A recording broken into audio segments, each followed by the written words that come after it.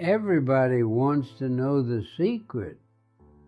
I'm 106 years old, and everybody asks me, Sal, what's the secret? How do you live so long? How are you so happy?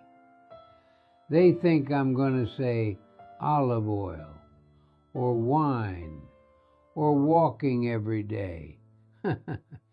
I do all those things, sure. But that's not the secret. You want to know the secret? Come closer. I'm going to tell you something that took me 100 years to understand. The secret is you choose. Every single day you choose. Joy is not something that happens to you. Joy is something you decide. And most people, they never figure this out. They wait for life to make them happy. They wait for the right job, the right person, the right moment, and they die waiting. I didn't wait. I decided. And that's why I'm still here, still laughing, still grateful for every single day. Before you think I had it easy, let me tell you what I survived. My mother died when I was 5 years old, tuberculosis. I remember her coughing blood into a handkerchief. My father brought me to America in 1928 with $40 and no English. I was 8 years old, sleeping on a floor with 6 other people in Bensonhurst. I worked from age 10, making shoes beside my father until my fingers bled. My first wife, Anna Maria. She was the most beautiful woman I ever saw. Black hair, green eyes, voice like music. We had 9 years together. 9 years.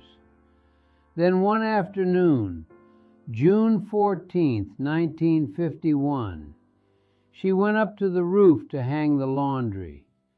Brain aneurysm. She was dead before she hit the ground. 28 years old. I was 31 with 2 babies and no idea how to go on. Then in 1978, my shop burned down. Everything I built for 26 years, gone in one night. I stood on the sidewalk watching 60 years of my family's work turn to ashes. I was 58. I thought, this is it. This is where I give up. So don't tell me about hard times. I know hard times. But here's what I also know. Hard times don't have to make you hard. And that's the first lesson. Write it down. Hard times don't have to make you hard. You get to choose what they make you. After Anna Maria died, I had a choice. I could be angry at God, at life, at everything. And believe me, I was angry. For about 6 months, I was the angriest man in Brooklyn. I yelled at customers. I yelled at my sister. I didn't sleep, didn't eat. My children were scared of me. Then one night, my daughter Lucia, she was maybe 5 years old, she came to me crying. She said, Papa, why are you so mad?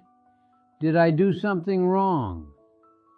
And I looked at this little girl, this beautiful little girl who lost her mother, and she thought it was her fault that I was angry. That night I made a decision. I said, Sal, you can be angry or you can be a father. You can't be both. And Anna Maria, God rest her soul, she didn't marry an angry man. She married a man who made her laugh. So I'm going to make my children laugh. I'm going to honor her memory by being the man she fell in love with. And that's what I did. Not because I wasn't sad. I was sad every day for years. But I decided that sadness wasn't going to be the only thing my children saw. They were going to see joy too. They were going to see their father choose life. So here's what I want you to understand. You're going through something right now.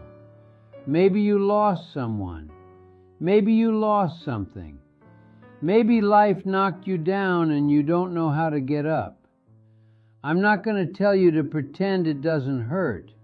It hurts. Feel it. But then, and this is important, then you choose. You choose what comes next. Nobody else can make that choice for you. Now let me tell you about Gloria, 1990. I'm 70 years old. I haven't been with a woman in almost 40 years. I go to a church potluck. The only reason I went was for the lasagna. I'm telling you the truth. And I see this woman across the room. She's laughing at something, and her whole face lights up. And I think, that's the most beautiful thing I've seen in 40 years. Her name was Gloria Washington. She was black. She was 62. She was a retired nurse. And when I walked over to talk to her, half the room stopped eating to watch. An old Italian man and a black woman in 1990 Brooklyn. Madonna, the looks we got. My own son Enzo, he didn't speak to me for 2 years after I married her. 2 years. He said I was disgracing his mother's memory.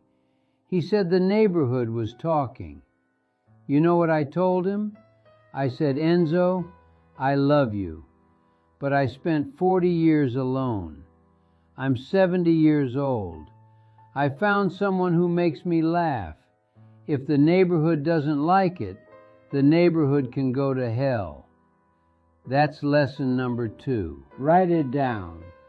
Stop caring what people think.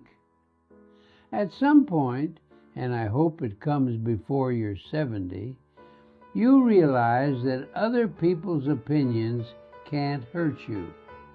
Only you can hurt you by believing them. Gloria and me, we had 33 years. 33 beautiful years. She died last January in her sleep, 95 years old. I held her hand all night. I miss her every single day. But you know what? She would be so angry at me if I stopped laughing. She'd say, Sal, don't you dare sit around feeling sorry for yourself. We had 33 years. That's more than most people get. And she's right. So I keep laughing for her. You want to know what makes me happy now? I'll tell you. Coffee in the morning. The light coming through the window. My great-granddaughter Sophia, she's 7. She calls me every Sunday. The taste of good bread, the sound of Italian music, a warm bed, a stranger who smiles at me on the street. That's it. That's the whole list. I don't need a yacht. I don't need a mansion. I don't need anything I don't already have. And here's the secret inside the secret. I could have been this happy at 30, at 40, at 50, but I was too busy chasing things that didn't matter. I was too busy worrying, too busy being afraid. Lesson number 3, and this is the most important one. Happiness is not at the end of something. It's not waiting for you when you get the job, the house, the money, the whatever. Happiness is right here, right now, in the things you already have. But you have to open your eyes to see it. Most people walk right past it every single day. So tonight, when you're done watching this video, I want you to do something. Sit down, look around. Find 3 things you're grateful for. Not big things, small things. The way your dog looks at you, the sound of your kids laughing, the fact that you can breathe without thinking about it. Start there. Gratitude is like a muscle. You have to exercise it every day. And if you do, I promise you, your life will change. I'm 106 years old. I lost my mother at 5. I lost my first wife at 31. I lost my shop at 58. I lost Gloria last year. I should be the saddest man in the world, but I'm not. Because every morning I wake up, I say, Grazie, God. Thank you for one more day. What are we going to do with it? That's the secret. That's the whole secret. You choose joy. Every single day you choose it.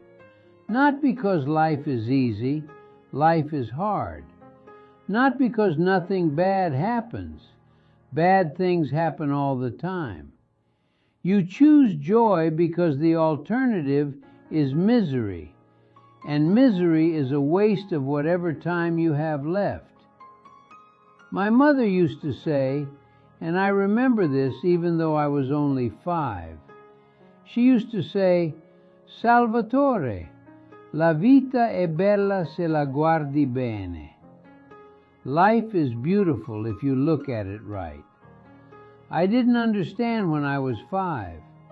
I didn't understand when I was 30 or 50 or even 70. But now, at 106, I finally understand. Life is beautiful. Not perfect, beautiful. With all the pain, all the loss, all the hard times, beautiful. And you only get one. So stop waiting to be happy.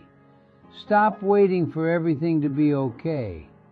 Choose joy now, today, while you're still here to choose it.